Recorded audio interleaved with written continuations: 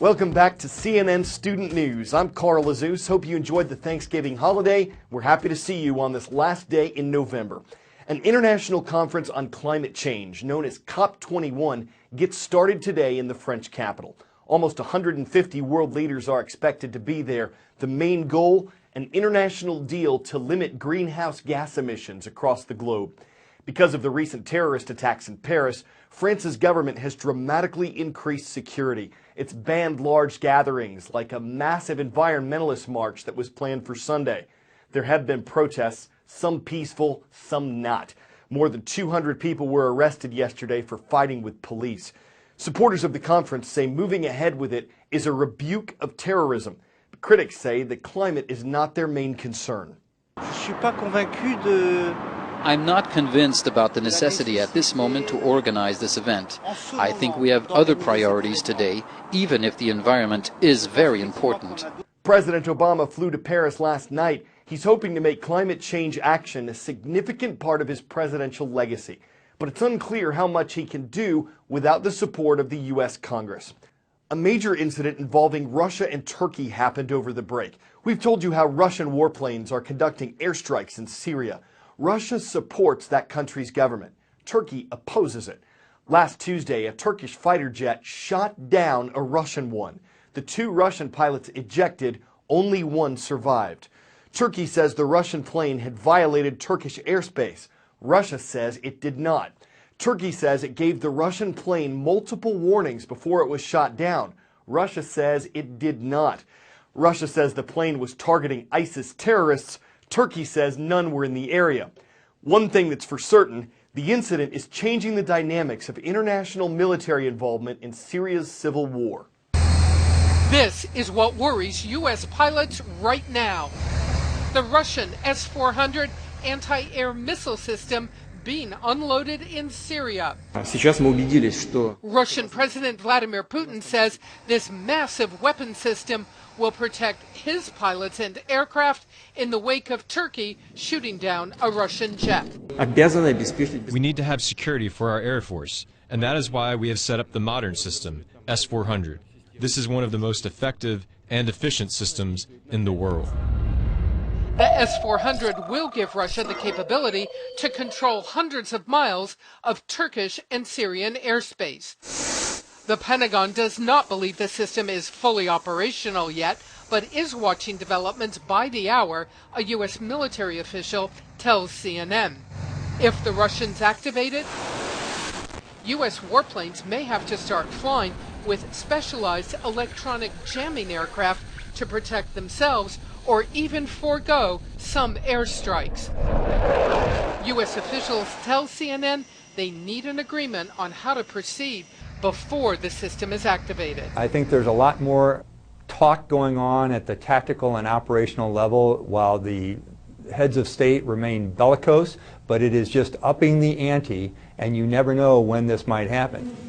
Putin remains furious, also saying the U.S. knew ahead of time the location of the Russian jets, but did nothing to stop the shootdown. Two U.S. military officials tell CNN the U.S. did not know.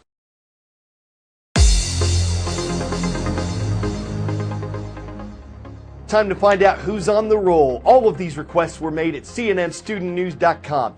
We're starting in the Mount Rushmore state of South Dakota. Tripp Delmont School District is there, and the Nighthawks of Tripp are watching. In Bowling Green, Ohio, the Bobcats are on the prowl. Great to see Bowling Green High School. And in Kobe, Japan, hello to all of our viewers at Nada High School. Thank you for making us part of your day. In the U.S., today is traditionally a day of online sales known as Cyber Monday. The 28th was Small Business Saturday, the 27th, Black Friday.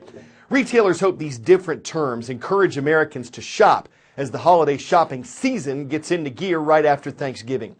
This year's Black Friday sales were a mixed bag. Spending at brick and mortar retailers, so physical stores that people walk into, were down more than $1 billion from last year.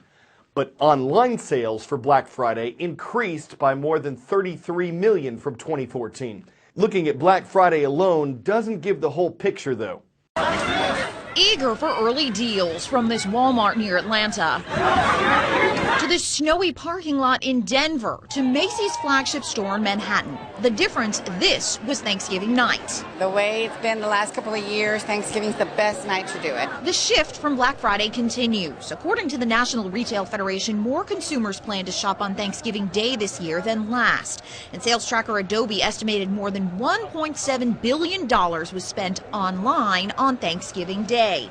In Arlington, Virginia, at the Fashion Center at Pentagon City Friday afternoon, traffic had picked up from the morning.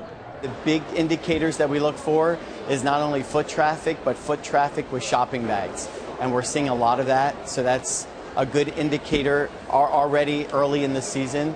Some shoppers less focused on a specific item. It's not too bad today, actually, but this is good deals and you can start your Christmas shopping, be festive. There are good deals here, I think, better than on regular days. Bargains very much in consumers' minds. Despite lower gas prices and lower unemployment recently, retail sales have lagged. The Black Friday frenzy was still alive and well in some places, like the Toys R Us store in New York's Times Square. But there may have been a bit of nostalgia at play. The location will close when its lease runs out in January, another sign of a changing retail landscape at the holidays and beyond. In Washington, I'm Karen Kafa. But folks aren't just shopping, they're traveling to get home for the holidays. And flight attendants aboard planes aren't just there to help keep them comfortable, they sometimes save lives. In the 1930s, the first stewardesses, female flight attendants, were all registered nurses. That's not the case now. But today's attendants still know life-saving techniques like CPR that you've studied in health class. And there's also a doctor on call. The holiday season is the busiest travel time of the year, with millions flying to celebrate with friends and family. But that also means a higher chance of in-flight medical emergencies, like heart attacks, strokes, even births. And flight attendants who have to know how to keep passengers safe, even at cruising altitude. Welcome, welcome. I will brief the crew as to the scenario. Out of all the training that a flight attendant might go through, how big a component is the medical and safety part of it?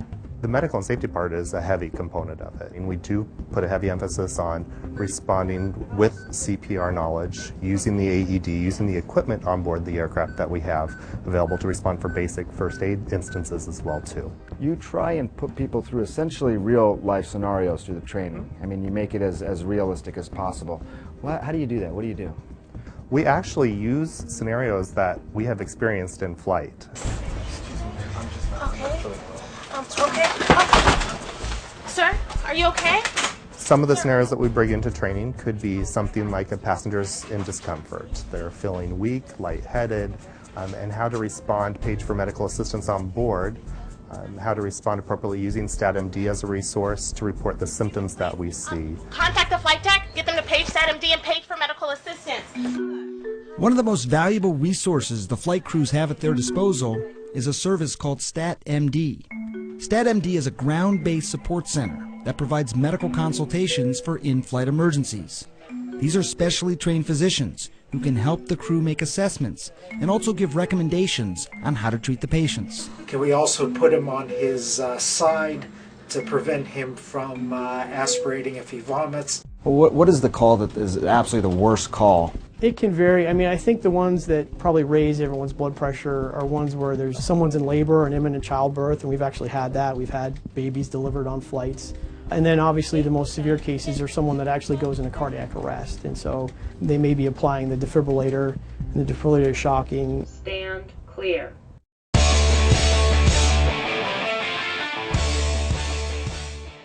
Hard to tell whether the people who built this are bigger fans of Legos or the Green Bay Packers.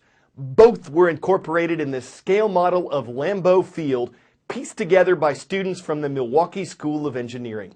It's 1/72nd the size of the real thing, and it took more than 130,000 Legos to make. Now on permanent display at a museum in Wisconsin, the model includes the field, the stadium, even the entryway to the whole complex. And like the team itself, the Lego Stadium is packered with solid blocking. It's got strong lines. It doesn't pass on upright accuracy.